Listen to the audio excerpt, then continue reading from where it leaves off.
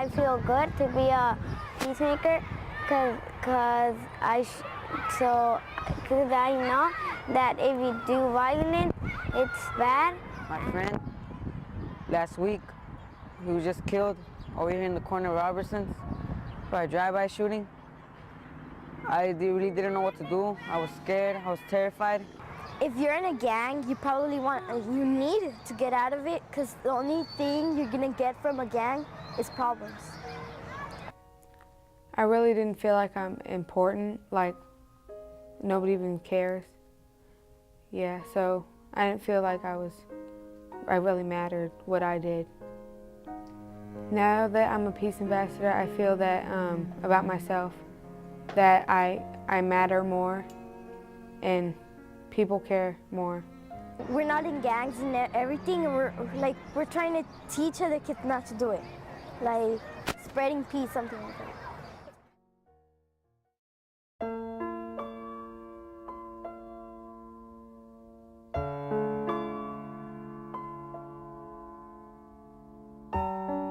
Well, to me, Circle of Peace is like a place and like a group of people that I can actually trust, and I know I could tell them anything, and they help me and they give me like new ways to help other people, and like when they need it or they don't feel good or they have problems with other people. Well, it's a good group. I think everybody should be in it, like anybody that can, because it helped me a lot, because I would never have confidence to do something like this, like an interview or San Francisco or anything, because I'm a really shy person, but it gave me confidence to do a lot of stuff. To me, it's just special because it teaches kids how to do things, and not just because they want everybody to be the same, just because they want peace and they don't want anything bad to happen anymore to anybody. Even if you hate that person, you should always care about them, because something could happen, and if you laugh at them, they won't feel good. It'll just make them feel worse. I've learned that I can be way more respectful than I've ever been, because I used to always have an attitude and be mean and whatnot.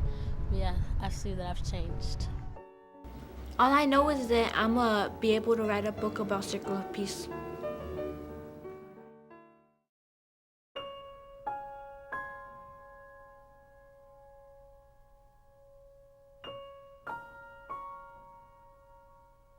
And I had one particular student named Marcellus who started 5th grade off really rough in a not so easy way. And he actually was arrested early on in the year. And it really impacted, of course, his family, his grandmother, who is raising him and his other 2 brothers. And so it just progressed, and I know Marcellus has been in some problems. He's had some problems, and he knows that it has affected his family. And he started hanging out, of course, with these troublemakers and making poor choices right off the bat. And so we intervened immediately and did, what we could do, and then we brought TKF. We found you guys. He was the one that it impacted the most because he had already been arrested. He was on probation, and he would go home and tell his grandma, I don't want to end up like Tony Hicks. I don't want to be in prison, Grandma. I don't want you to have to come visit me there. And I learned from that because at first I used to do things without thinking, and then at the end, when I would find out what it was and already have the consequence, then I would say, I wish I never did that, but I knew since I already did it, it wasn't no bringing it back because it was already done. And now I'm thinking before I do anything, and I'm thinking if I'm gonna have a good consequence or a bad consequence. Everybody was trying to help that little kid, and they did.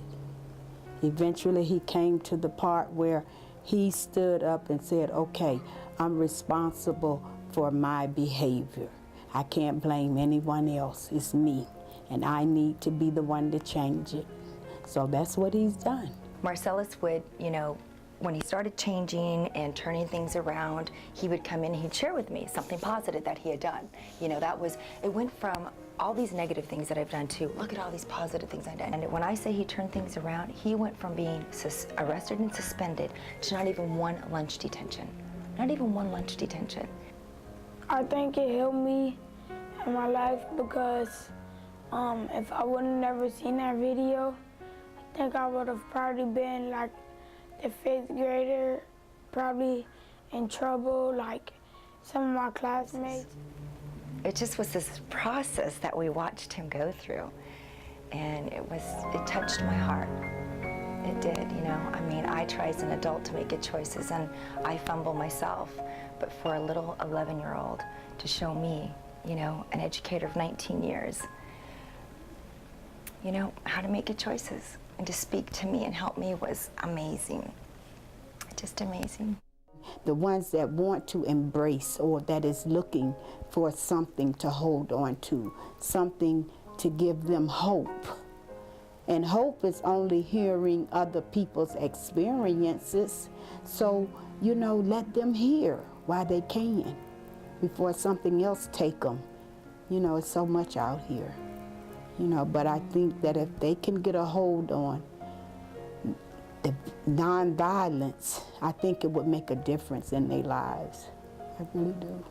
Forgiving is another piece of your heart. I really appreciate it. Thank you. I have been blessed by TKF today. Thank you.